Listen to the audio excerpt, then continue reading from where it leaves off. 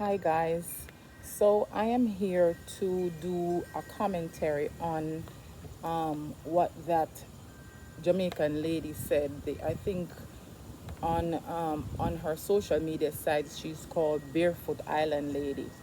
Um, I agree a lot with what a lot of what she says, and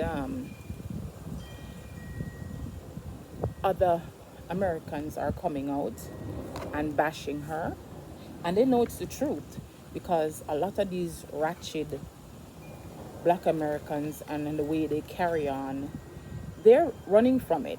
I've worked with a lot of black Americans, I've associated with a lot of black Americans, I'm friends with a lot of black Americans, and they're not like that.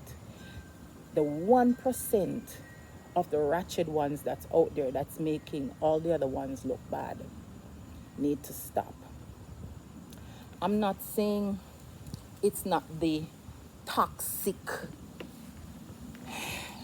culture of the rap music on Hollywood that's really feeding into all this ratchetness and mess that we're seeing from this one very small percentage of black Americans that's now venturing out into the world and exposing themselves big time. And it's not just the ones that are not of uh, financial means. You have some of them that has gone to school and pulled down pretty decent salaries, but they're still ratchet, and they still show that in their behavior in a lot of places. And entitlement, yes, they're very much so entitled. They're entitled at home, and they go abroad and they're entitled there as well.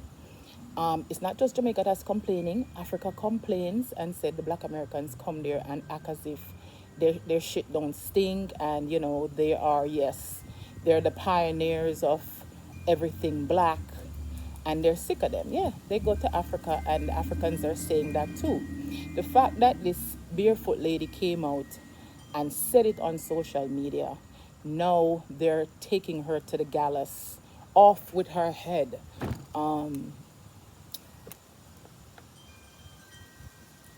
They're gonna boycott her business. That's what she wants. She doesn't want you all there. She does not want you all there, and that is her prerogative. Nobody is supposed to come out and say she don't have the right to say that. Is her place, and nobody can tell her what to do. All right? The toxic culture of Hollywood is fermenting and growing this population of ratchetness. The Cardi B's and the Megan the Stallion and little Momo and little Popo and everybody, all the black men that are in music, all of them little something, little dog head, little rat tail, all of them little, nobody grow up. And I'm not saying this is not systematic, because it is. This is the elite in Hollywood that push money behind these ratchet people, these mumble rappers that can't speak a decent string of words to make a sentence that makes sense. Yes, it's being pushed by a bigger agenda. This what they're pushing with these black men, them. I have no problem with the LGBTQ community, but as the I'm losing them one by one as the letters and numbers get larger, and they're out here with the ratchetness as well, and they're representing black men.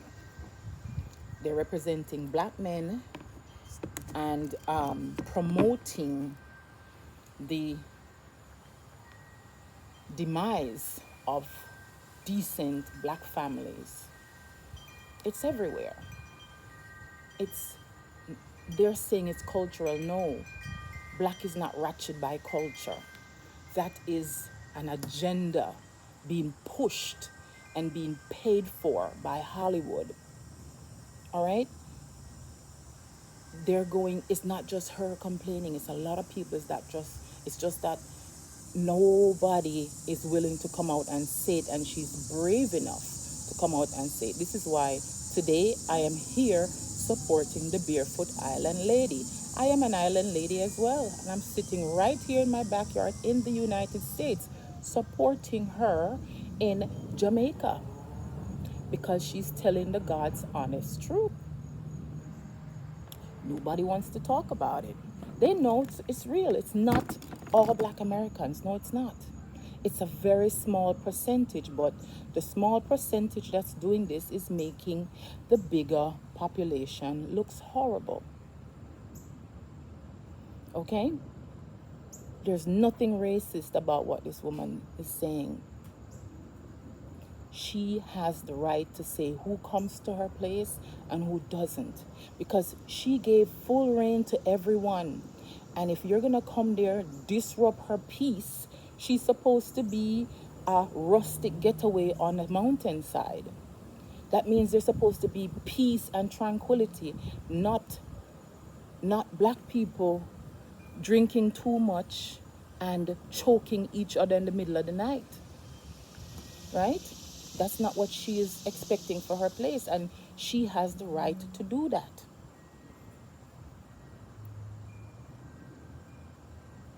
She can choose who she wants to entertain. You know? That is her decision. Now, I'm going to give you a story about something that happened to my brother with him trying to, you know, be be um be good to somebody that looks like him.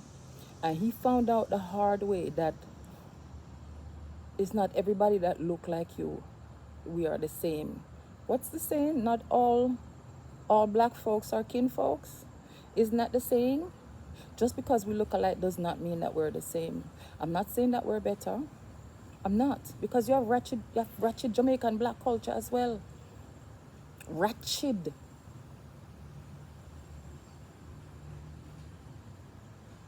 And we can't deny that. But it's not all Jamaicans that are ratchet. Right? It's not all, you have ratchet trailer park white people as well. It's not all of them. It's the small group of people that we're talking about that's making everybody else look bad. No, this happened some years ago. My brother purchased a brand new, I'm telling you, brand new, from the floor up, brick 3 family property in the Bronx that he was renting. He has a rental property, and he he said he wanted to do Section 8 housing, and three apartments he had for rent, 2 over 2 over 2. And he said, Alicia, you know, all these single mothers with children came, and from the 3 apartments that he was renting, he had about 50 applications, because yeah, it's New York City and apartments are hard to find.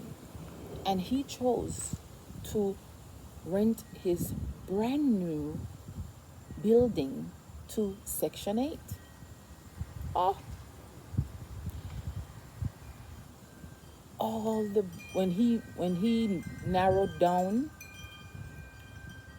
all of these people were Spanish women, single women with kids, or so they say. They're single until they rent, and all of a sudden, you know, the male moves in, which is fine. We're not we're not advocating that children need to be raised without a father. Children need to be raised with a father. That's supposed to be the norm, right? That's supposed to be the norm. No, he gave this one. He said, Alicia, all these ladies that came were Spanish women with children, and one Black American young woman came with 4 kids. And he said, you know what? She looks like me, so let me give her the preference and give two of the Spanish family and give that one black family. She had a story when she come. She was moving from out of town, trying to get back into New York, because that's where her family was, and the whole hula hula story that went with it. And he fell for it, and he bought it, only to have this woman tear up his property. Her and her children, they got keys for the door, the front door, and if they come in and no one has a key, they would just kick the front door lock in. His camera in the hallway, they would just turn it around or dismantle it or unplug it or something. When I said they tore this man's house up, they tore his house up, right? And then she's gonna sit there and look at him and said, she has the right to do that because she's American. You are an immigrant. You're supposed to work for me. Let me tell you, there was times when my brother had to go to the Bronx to go take his garbage out and clean up the front of his property so he didn't get a ticket, because that's how nasty they were. He had to go take their garbage out, and somebody always had to go with him because we were scared that he was going to wring her neck on one of those visits, because the stuff that she would say, she would sit in this man's house, not pay her part of the rent, and had all kind of manner of ratchetness to say to him and entitle everything that was all bold entitlement. Oh, you're an immigrant. You're the one that's supposed to work hard. I'm American. That's what she used to tell him. And she would sit up in his house, call the heat board and tell him that she was not getting enough heat when she wasn't even paying rent to pay for heat. Tore up the man's house, broke his window, and he had to go through the whole process. And if you know New York City's rent laws are in favor of the tenant. She had young kids, so he couldn't put her out. She sat in this man's house. They went to court finally when he said he was going to get her out. He went to court, and she sat in there for months. When the judge gave her leniency after leniency, extension after extension, and when it came to the nitty-gritty and the marshals were now on her tail, she wanted my brother to give her a reference for another landlord. And my brother says, I would never do that so you could go put somebody else's house in jeopardy like you've done mine. She sat there till the last minute until the marshals came and put a lock on that door. And when he finally got into the apartment, deplorable. How can somebody that got a brand new apartment live in such a pigsty? So this is a lot of people's story. This Barefoot Island lady has talked about having companies here in America, different businesses, and her interactions with these ratchet people. But I've questioned her on one of the videos that I saw her made. And I said to her, I says, why, when these things happen, we have to really look at the man in the mirror. Why are you attracting these people? When stuff starts happening over and over, you start questioning yourself, because you know what? I am the one that's attracting these people. What is it I'm doing that's attracting these demonic, ghetto, fabulous people around me? So this is not even a lesson for these people, because she has made her decision and she don't care a shit who cancel her. She don't care rat's ass. But at the same time, it's for her. She's creating a rustic mountain retreat. And it comes with being zen and quiet and focus and meditation. And I think truly she really needs to go into deep meditation and figure out why she's attracting these kind of people. Personally, I don't attract these people. I don't. And I've worked with many, many Black Americans. I've had them as friends. That 1% of ratchetness, I don't deal with it because I have boundaries. And once I see a little bit of hint of that, I chop that tree down in a minute. I don't entertain that at all. So these people are not in my experience, but I've observed over the years and I've watched it. And yes, that 1% or maybe 1.5% does exist. What I want to say today is I wish her all the best. I hope she gets what she's looking for, good, decent people for her business. I see her expanding. I like her program. I watch her all the time. I think she's funny as hell. I wish her all the best as a fellow Jamaican, because it's not easy out here running a business and people come in with these kind of behaviors and put your business in jeopardy.